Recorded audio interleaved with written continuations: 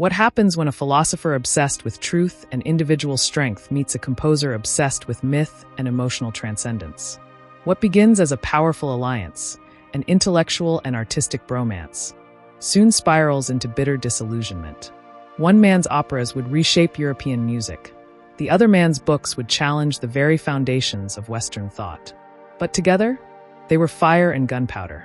This is the dramatic story of Friedrich Nietzsche and Richard Wagner.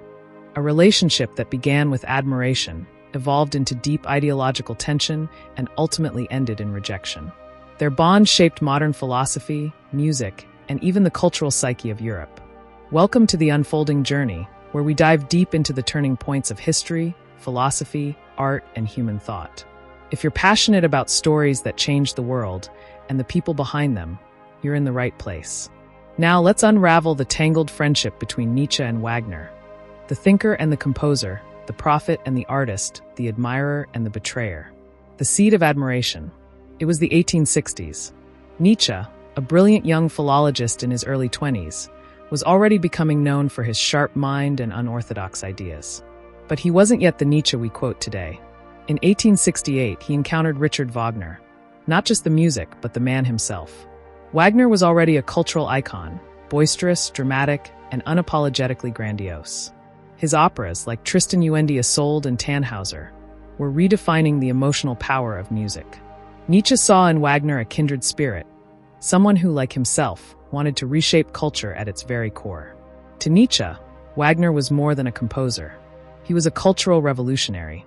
And in Wagner, Nietzsche believed he saw the embodiment of the Dionysian spirit, a force of passion, chaos, and transformation that Nietzsche celebrated in his first book, The Birth of Tragedy, 1872. In that book, Nietzsche didn't just praise Wagner. He deified him. He saw Wagner as the savior of German culture, someone who could restore a lost synthesis of art and life, much like the tragic dramas of ancient Greece. Their friendship blossomed. Nietzsche spent long afternoons at Wagner's villa, surrounded by musical sketches, philosophical debates, and Wagner's overpowering personality. For a time, Nietzsche was the intellectual disciple and Wagner the artistic master. Cracks in the ideal. But admiration, especially of genius, can be a dangerous thing. And Nietzsche was no ordinary admirer. He was also an iconoclast, someone destined to question and tear down what he once praised. Over time, the spell began to break. Nietzsche's health was failing. He was suffering from migraines, nausea, and increasing isolation. But more than his body, his spirit was changing. He began to see troubling things in Wagner's work, and even more troubling things in Wagner himself. Wagner, once the hero of Dionysian chaos, was becoming, to Nietzsche, something quite different, moralistic, Christian, nationalistic. Nietzsche recoiled at Wagner's later works, especially Parsifal, 1882, which glorified Christian purity and redemption. Nietzsche, who had begun to see Christianity as a force of weakness and resentment, was appalled. He saw Parsifal as a betrayal of life-affirming values, an embrace of guilt, shame, and asceticism. Even earlier, he had started to detect something else: manipulation.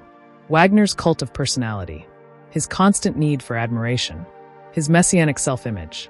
Nietzsche began to ask, was Wagner an artist or a charlatan? The break. By the late 1870s, the break was complete. Nietzsche had turned against Wagner, personally, philosophically, and culturally. In the Case of Wagner, 1888, Nietzsche launched a literary assault. He accused Wagner of decadence, of corrupting the German spirit, of seducing the audience with hollow spectacle rather than truth. To Nietzsche, Wagner's music was no longer revolutionary. It was regressive. It catered to the masses, played on emotion, and seduced through theatricality. It was not the art of the strong, but the opiate of the weak.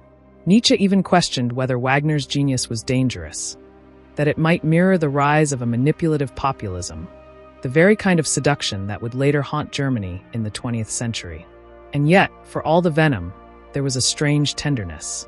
Nietzsche couldn't fully hate Wagner. As he wrote, "I am one of the most grateful of Wagner's admirers. I rejoice still in the work of his genius." But gratitude had turned into mourning. Mourning for a promise unfulfilled, a vision corrupted. Nietzsche didn't just reject Wagner. He grieved him, a philosophical rift. At the heart of their falling out was a deep philosophical divide. Nietzsche's mature philosophy championed life, strength, self-overcoming, and the creation of individual values. He despised systems that promoted conformity, guilt, and the denial of earthly joys.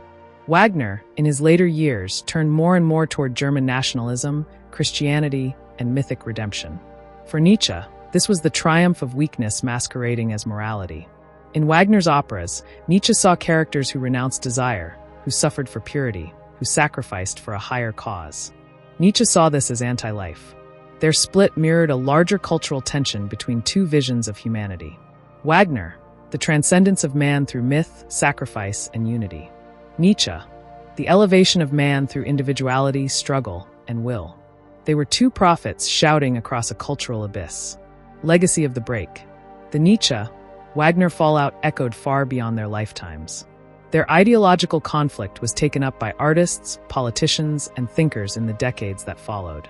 Wagner's music was later co-opted by the Nazis, who saw in it a mythic vision of German purity.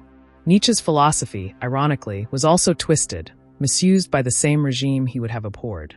In reality, Nietzsche rejected anti-Semitism, nationalism, and herd morality. But his critique of Wagner was prophetic. He saw how aesthetic grandeur could be used to manipulate, to seduce, to dominate. And yet, Nietzsche never stopped loving music. He once said, "Without music, life would be a mistake." His break with Wagner was not a break with art. It was a defense of art's highest purpose, to elevate, to empower, to awaken. The story of Nietzsche and Wagner isn't just about two men. It's about a cultural crossroads between myth and truth, emotion and reason, conformity and freedom. Nietzsche began as Wagner's disciple, intoxicated by his vision. But in rejecting Wagner, Nietzsche found himself. He became not just a philosopher of art, but of life itself. Their friendship is a tragic symphony of its own, beautiful, complex, and ultimately broken. But from its ashes came some of the most profound ideas and warnings of the modern age. If you enjoyed this deep dive into the lives of Nietzsche and Wagner, subscribe to The Unfolding Journey for more stories that shaped the world. We explore the turning points of thought, the people who dared to question, and the ideas that changed everything. Leave a comment below. What do you think Nietzsche ultimately saw in Wagner? And where do you stand in their philosophical divide? Thanks for watching. Until next time, keep unfolding.